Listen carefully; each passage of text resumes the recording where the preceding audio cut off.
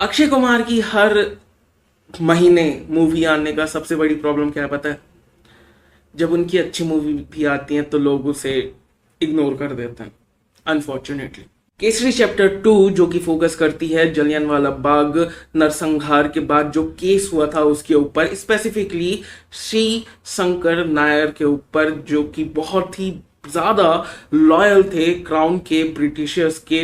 उनको नाइटहुड मिला हुआ था जो कि हाईएस्ट अवार्ड या फिर रिवॉर्ड या फिर उपाधि मान सकते हैं एक इंडियन को मिल सकती थी उस समय, for being loyal to the Britishers या फिर द क्राउन। तो बेसिकली कहानी ऐसी है कि जलियांवाला बाग मैसेकर के बाद बहुत ज्यादा प्रेशर बन जाता है ब्रिटिश सरकार के ऊपर, तो उन्होंने एक दिखावे के लिए कमेटी संगठित की जहां बस उन्होंने टोकन के तौर पर एक इंडियन को बुला दिया जो कि बहुत ज्यादा लॉयल है ब्रिटिश सरकार की तरफ, जो कि थे शंकर नायर। और जब उन्होंने इन्वेस्टिगेशन चालू की और जब उनको पता चला कि आखिर हुआ क्या है, उन्होंने मना कर दिया जो कुछ भी हो रहा था और वो घर जा रहे थे चुपचाप। लेकिन यहीं पर अमृतसर से ही एक लॉयर जिनको सच बाहर लाना था वो मोटिवेट करती हैं शंकर नायर को, और वो फाइनली प्रेजेंट करते हैं उन सारे लोगों को जिनके साथ वो सब कुछ हुआ था, उनके परिवार वालों को, और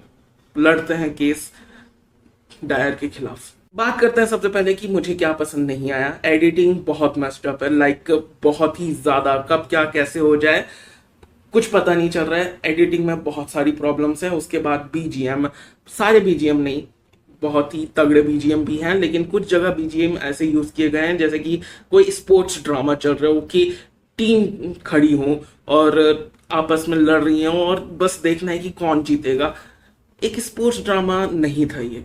और यही सेम प्रॉब्लम मुझे ट्रेलर से भी थी, उसमें भी वही बीजीएम से मुझे प्रॉब्लम थी।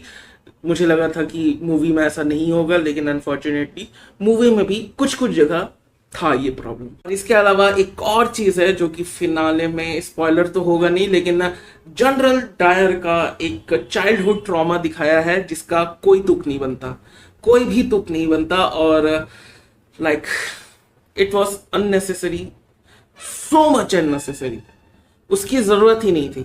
लाइक अगर उस लॉजिक के हिसाब से चलें तो बहुत लोग कर चुके हैं इस दुनिया में, और छोड़ो, बस मैं बोलना चाहूंगा कि उसकी कोई जरूरत नहीं थी, उसको काट के फेंक देना चाहिए था। बाकी बहुत सारी चीजें मुझे इस मूवी में पसंद भी आई। उनमें से सबसे बढ़िया चीज थी आर माधवन और अक्षय कुमार अपने रिस्पेक्टिव रोल में उन्होंने झंडे गाड़ दिए। लाइक जिस तरीके से डिलीवरी की फाइनल क्लाइमैक्स में अक्षय कुमार ने, रॉ, लाइक लिटरली रॉ,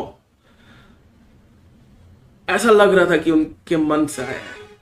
और वो एफर्ट दिख रहा था जब वो आखिरी में बोलते हैं वो सारी चीजें, उनका monologue, it was so good. उसके बाद R Madhavan as opposite lawyer, जब वो बंदा कोर्ट के अंदर आता है लगता है कि एक प्रॉब्लम आई है, ये फाड़ के रख देगा, जो कि मुझे बहुत सही लगा।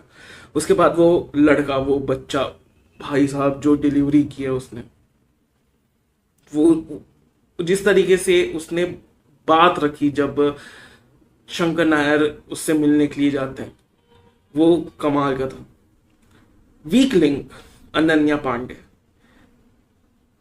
बहुत ही, मतलब उन्होंने बिल्कुल डिरेल नहीं कर दिया। अच्छी खासी मूवी या कोई सीन जा रहा था तो उसको बिल्कुल बर्बाद नहीं कर दिया, लेकिन तुम फील करते हो कि यार ये सब इतने बढ़िया बढ़िया लोग अपनी परफॉर्मेंस दे रहे हैं और बीच में ये क्यों क्यों।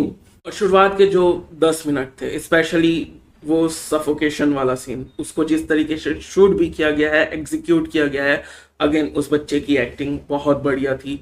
वो सारे लाशों के बीच में वो दबा पड़ा है और वो विजुअली आपको फील कराता है कि हाँ दम घुट रहा है, लिटरली दम घुट रहा है। हाँ, इस मूवी में थोड़ी बहुत छोटी बड़ी प्रॉब्लम्स हैं, लेकिन regardless of all that I would highly recommend this movie. मैं बिल्कुल कहूंगा कि तुम ये मूवी देखो, और देखो, तुम्हें पता चलेगा ग्रेविटास इस मूवी का। इस मूवी के सब्जेक्ट का।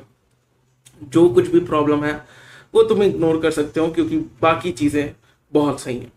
70-30 का रेशियो मैं बोलूँगा। 70 चीज़ें मुझे पसंद आई, 30% थोड़ा था, प्रॉब्लम थी, लेकिन I would recommend, highly recommend this movie.